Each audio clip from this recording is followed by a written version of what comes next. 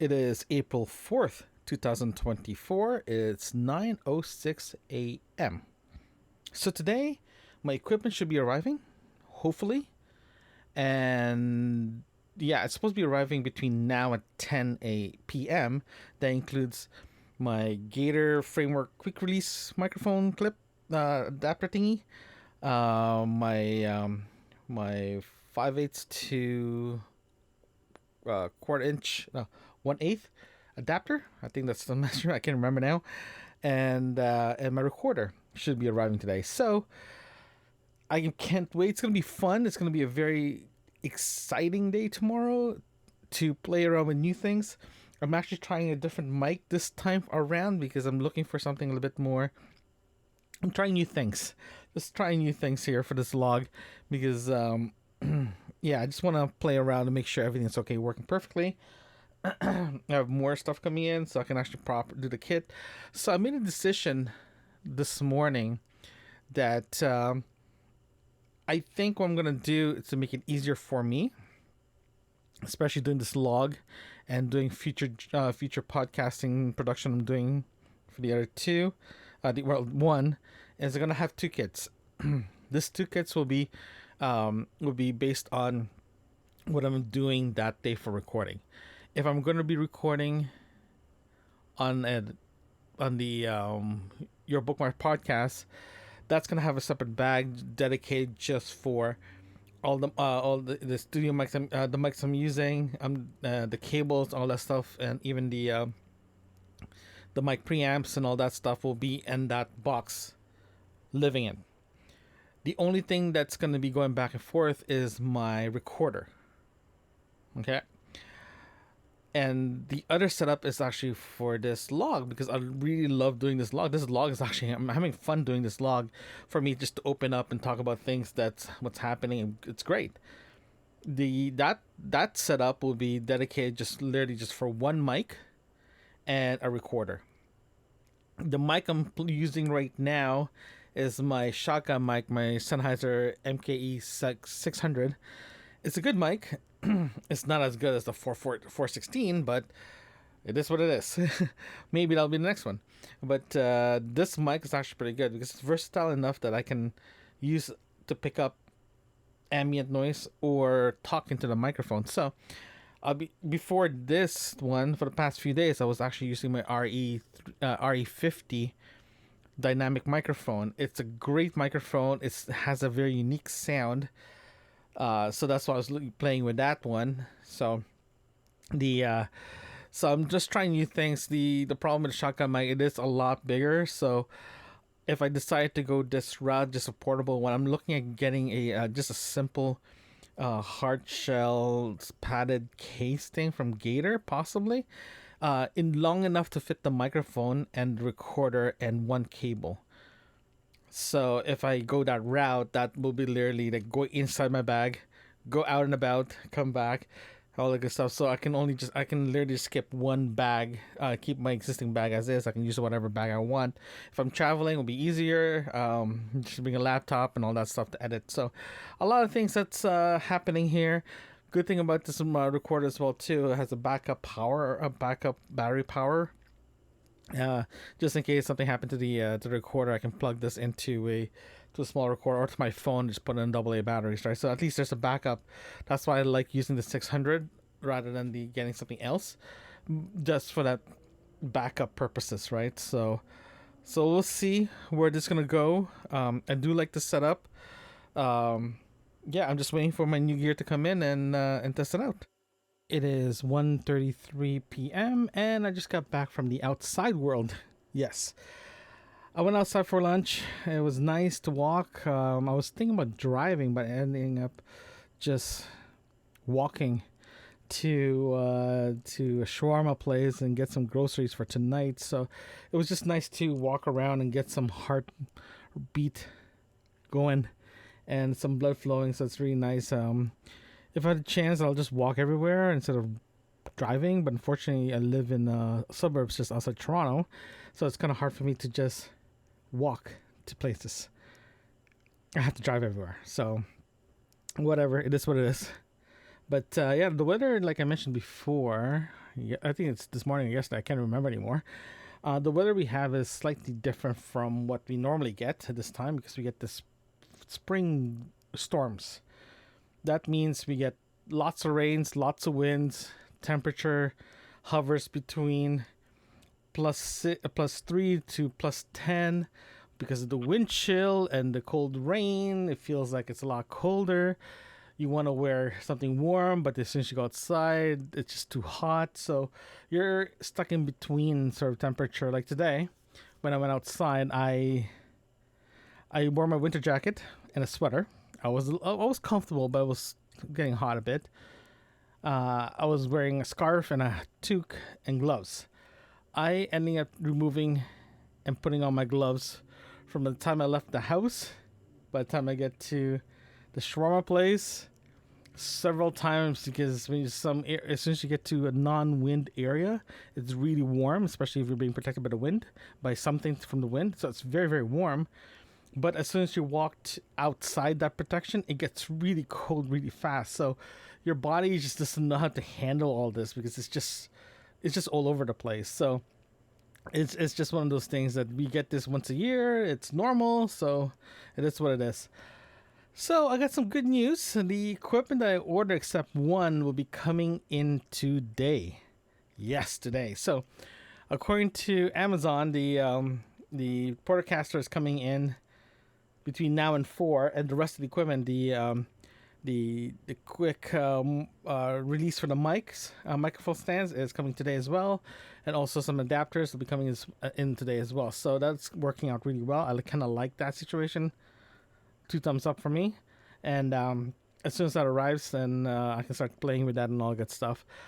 I did think about more the scenario that I talked about this morning regarding putting everything in a smaller case for just my personal non big podcast shows that I'm doing, more like a person this log or any potential future shows that I'm the only one to be speaking. I'm looking at just doing everything and putting in one small gator case, and just putting in my backpack and go, right? So I'm looking at that more and more because I'm just looking over my setup. It's literally a recorder, an XLR cable, a headphone, the microphone, and the microphone stand. And my microphone stand can be packed so small that it just works really well. So I'm looking at that setup right now. I also looking at getting. I'm not looking at, but I do have a 6-inch like a boom pole for microphones, and I'm thinking about putting, because I bought 2 of the quick release for the microphones. I bought 2 of them, so I'm thinking about putting one there and another tripod, another mic stand, so I can put that in my bag for that one, because if I end up using a shotgun mic like what I'm using now, if I'm have to do interviews or doing something that I have to do handheld, at least that's ready to go, right? So I'm looking at that right now. There's a lot of things that I already have. I just have to put it together and test it. I think that's the key thing, is to test this whole thing. As soon as I get everything tested, that's even better. At least it's ready to go, right? I think that's the key. But no, I'm very, very happy with the current setup. I'm glad I streamlined it. And also, if you guys are wondering, I do have a backup microphone. It's actually built into the recorder. So if I need a backup microphone, I can use that in a pinch, in a bind. So there's a lot of things that I'm definitely looking at to make sure everything's working perfectly. Yeah, so as soon as I arrive around 4 o'clock, hopefully earlier, they're pretty good about coming in earlier. And I'll see if I can unbox it while I'm doing my login and let you guys know what I think first look and first hold. It is 4:20 p.m. So everything showed up. Everything literally just showed up about 30 minutes ago. So I got the recorder. I have the mounting quick release, all that stuff. Everything is already set up. The only thing I'm waiting for is a shock mount for the shotgun mic, for the Sennheiser MKE 600. But everything's here. Everything showed up. I ended up not recording my first impression of the packaging. It's like unboxing through podcasts. So first thoughts. Let's start with the Gator Works. I really like this product. There's other products out there that does something similar. Ryko has one. Gator has one. And I think there's other companies that actually has it too. But the Gator one's actually it's designed a little bit more ruggedly. It's designed to be while you're touring, so it was designed to be banged about and like tossed in the case and all that stuff. That's why I like using them. Plus, it's a lot hardier built. I did put one into my 6-inch boom pole. It makes the whole thing a lot top heavier, especially when I put the mic on it. But it will do exactly what I wanted to do. So I can put my microphone at the other end with the connection and actually use that as a boom arm. So the microphone's away from the person's face, so it's a little bit more. It's not as intrusive when doing interviews and all that good stuff. I also have because I have a spare DJI stand for their gimbal, and you can still buy them. They're pretty good. I really like them. I ended up putting the Gator quick release on top of it and the microphone. If this can hold my RE 320. It's a big heavy microphone, and it's very stable. And I swear by it, man, it works really really well. I love using that thing. Using this thing because it holds the weight very well. It's distributed. It doesn't when you unfold the the legs. It's not heavy at all. It doesn't make it high enough, but it's perfect height if you're sitting on a standardized table. So that's why I like using the setup itself. Plus, it's small and lightweight, so you can literally use it as a boom arm as well too. But the only problem with this thing is it's not well balanced compared to the one I have right now. It's pretty well balanced. Plus, it has the handle itself actually has some padding in it, so it will help. It will help. Uh, it will help in the gripping side of it, especially long periods of time holding it. It has a little padding on it. Uh, it if you guys are wondering how is it easy to remove, actually it's pretty hard. As soon as you put weight in it or uh, some type of weight in it, it's actually harder to remove the quick release. So you have to you have to physically push it down and unlock it. Then you can pull out the mic. So I don't see in any issues this thing gonna be falling out or anything like that. So I'm pretty happy with that. So the only thing that I'm missing is the shock mount from the shotgun mic, but overall it's pretty good. I have an old I do have an old SD card here. It's Extreme, I believe. I'm testing it right now. It says I have 30 hours of record time for 120 gigs. So that's fine. That works for me. If I have that much time to record, I don't record past the longest I can record. Longest I have recorded without any issues was in 32-bit. 3 days, and it's a total of 12 hours worth of recording. So I have enough space in those cards to use. I do have a spare one here. I'm gonna put it back in my my other recorder. It works really. It's for it is what it is. It works. I have no issues with it. So I'm gonna play with this for the next couple of days. Get to know it. Learn how to use it. After that, I will start using that to record thing. One thing that I do want to test out is the mix minus function. Based on what I've seen, based on the research I have seen so far, it does. The mix minus works in a way that it literally just. I gotta test it. How I understand the manual, so as soon as you engage it, nothing will come back out through the two channel going into it. So let's see how it works. But when you do record something if you use this as a interface, theoretically you have all 6 channels going into the recording, including the including the microphones itself. Without the microphones, it's 4 ins, 2 outs. Looks like. It doesn't really say in the manual. I have to confirm. I think that's how it actually works. So I'll learn more about this later on. Again, I have like the whole weekend to play with this. Yeah, it's kind of one quirky thing. When I put the SD card in, I try to format it. It will not let me format. I have to turn off the recorder, turn it back on again. That's when I engage the SD card so I can format it from there. So it does not like removing and put it back in. So this is what I'm gonna do. I'm gonna play with this. Then after I'm gonna do a proper. I'm not gonna do a full review on this product because everyone does the review already. You can actually go to YouTube and find reviews. But the one thing that I do want to talk about as a podcaster is especially if I have a remote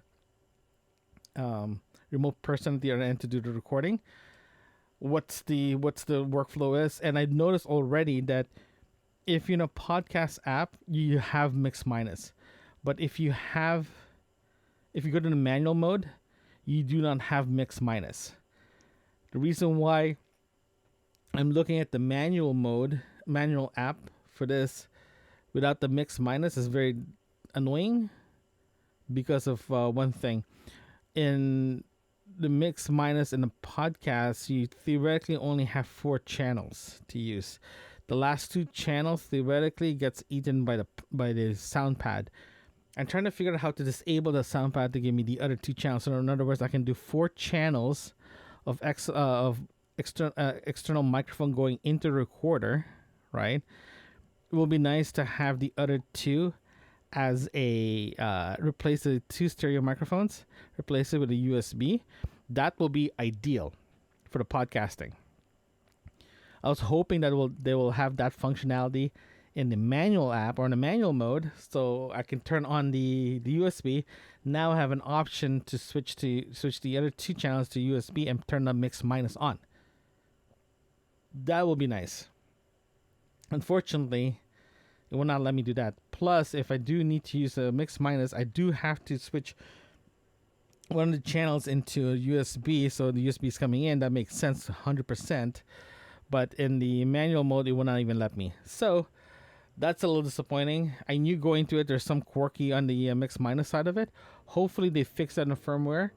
It would be nice if this unit can replace my Procaster 2 for portability. I can leave my Portcaster at home in my studio itself, but when I'm going away or doing anything remotely, it would be nice to actually have the Tascam to do about 80% of what this does. What does the Rodecaster does? That will be great. That will be ultimate. But unfortunately, we don't live in that world, so I'm stuck with it. I'm trying to figure out a workaround for this. So, in a recap, all 4 microphones, if I'm not doing USB, works perfectly. If I need to use this with the USB, I lose 2 channels automatically, and it's very, very annoying.